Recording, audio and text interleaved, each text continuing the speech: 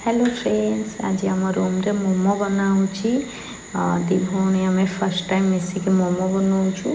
ये आम सब्जी सब काटी सारी कोबी आउ पियाज रसुण गाजर बीट लंका आउ सोयाबीन को गरम पानी रे बतुरे देचु। ऑलरेडी आपको आम प्रिपरेसन आरंभ ऑलरेडी कर सारी। देन एपटे डो बनाऊँ जोटा आमर मोमो बनवाई तो मैदा आउ टिके रिफाइन तेल ता सहित पानी देकी ताको पूरा नरम टाइप रो पूरा एते हार्ड करेनि नरम रखिकी ताको गोटे डो बनईदेलु। तापर ताको आम टिके कपड़ा जो कॉटन कपड़ा रोचे से घोड़े छाड़देलु। आ बाकी रहा जो सब्जी बनईलु ताको आम ए मैरिनेट करूँ। मैरिनेट केमती करूँ कहीं जो पानीटा रही जाए से पानीटा बाहर करने मैरिनेट करूँ। तो ताको आम गोटे जगह को काढ़ीदेवु। काढ़ीदे मैंने जहाँ सब सब्जी भी कटा होता अदा रसुण सबू काढ़ी देकी ताको टिके भल भाव में मिक्स करदेवु। पूरा भलसे हाथ ही मिक्स करा सहित गोटे स्पून लुण जोटा कि आम स्वाद अनुसार लुणटा रहे लुणटा पकेले पानीटा जल्दी छड़ेदेव। तो ताको मिक्स कर किसी समय पाई आम मैरिनेट छाड़देलु। छाड़देला आम एपटे मोमो चटनी बनवाई कि 5टा मुझे टमाटो नहीं 5टा टमाटो को मझी कट करदेवे। देन ता सहित कट करके आमर सुखिला लंका और रसुण को ये करने सिझेवाई छाड़देवी। तापर आम जो सब्जीटा मैरिनेट रखी से मैरिनेट है आउ टिके हाथ में भलसे मिक्स करके आम जो कॉटन कपड़ा रोचे कॉटन कपड़े बाहर करके चिपुड़ी देवी। चिपुड़ी देले तार जो पानीटा भीतर रही है बाहर जीव पूरा बहुत जोर से चिपुड़े कहीं पानीटा बाहर गले से पूरा सुखा सुखा सा हो पानी न रही से मोमोटा भल टेस्टी बनब। से पानीटा रही कौन हम ना से पूरा चिपकी जीव मोमोटा माने ठीक से हेनी। तो से लगी से पानीटा को बाहर कलापर आपको टिके बस हल्का फ्राए हम ये कारण कंचार जो कंचा स्मेलटा रोचे कंचा स्मेलटा जावाई कि से आम अल्प हल्का तेल देकी फ्राए करदेवु। कारण बाहर जो मोमो बनाऊँ से मैंने केमती बनाऊँ कौन करते ऑयल दौरान कौन कर तो आम जानू बट घरे आम जेहेतु बन खाऊँ तो आम हिसाब से जिते कम तेल दिज्व सेटा ही भल आउ कम तेल देले देहपाई भी भल।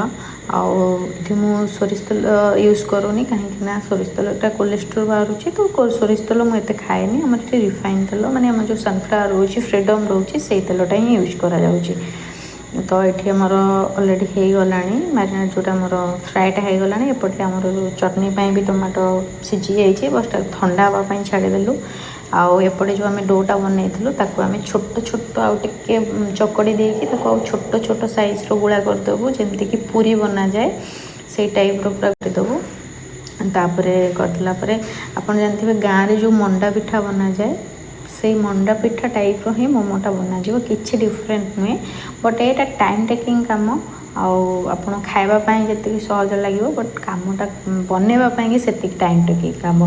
तो मुझे ये फर्स्ट टाइम बनाऊली तो जना नाला तथापि जमती तीन प्रकार से बनईदेलु। आम छोट छोट गुड़ा करके पूरा पुरोटा को देकी चारिपट को सेप दवाटा बहुत कष्ट ना तो आप जमती प्रकार सेप दे पारे। मुझे बनईदेला दीदी भी मत हेल्प कला बट से कट कर कट कर देछि माने एते तार नथिला साइड रे मु वीडियोटा बनई नथिली। तो एगुड़ा सब आम बनईदेला आम स्टीम करूँ। ए स्टीम करने तार गोटे माने स्टीम करने तार गोटे जगह दरकार बट मो पाखे से ही नाला। तो फास्ट आम डो गुड़ा सब बनईदेवु तापर स्टीम करने जगह मोर जो इडली छांच करा जाए इडली करा जाए से छांचटा मो पाखे थिला। तो से आम ही मोमो बनईबू। तो इडली कि मु जो इडली छांच फास्ट पानी देदेली पानी देकी टे गरम करने छाड़देलु।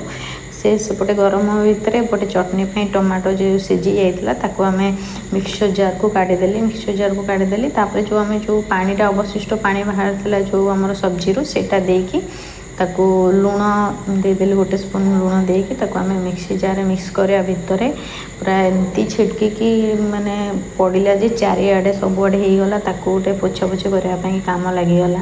एपटे आमर जो इडली छांचटा पूरा गरम हो गला तो से ऑयली देदेले देकी मोमोटा को सीझा पड़ो कहीं ऑयली देदेले से तले लगिजनी जल्दी माने बाहरी जीव से लगी तीनटा एक सेट्रे ऑयल देकी मोमो को साइज करके छाड़ी छाड़ी करके रखिए कारण छाड़ी छाड़ी कर रखिले कारण पाखापाखि रखिले से लगिज लगे लगी हो गला सी भांगी जीव जिनस गुड़ा तो एपटे मोमो स्टीम छाड़देलु एपटे आम जो चटनीटा बनईलु तटका मरा हे तटका मरा हाँपाई कि आम कड़े तेल आमर रसुण लंका को फ्राए करदेलु फ्राए होगापर आम जो सोया सॉस रोचे सोया सॉस को गोटे स्पून पकईदेलु आ सहित आम जो मिक्स होता जो चटनीटा ताको आम ए पकईदेलु आउे आम जो टमाटो सॉस रोचे टमाटो सॉस रू गोटे स्पून ही पकईलु कारण टे मीठा अंश रही टेस्टी लगे मीठा खट्टा मिसिक रही टेस्टी ही लगे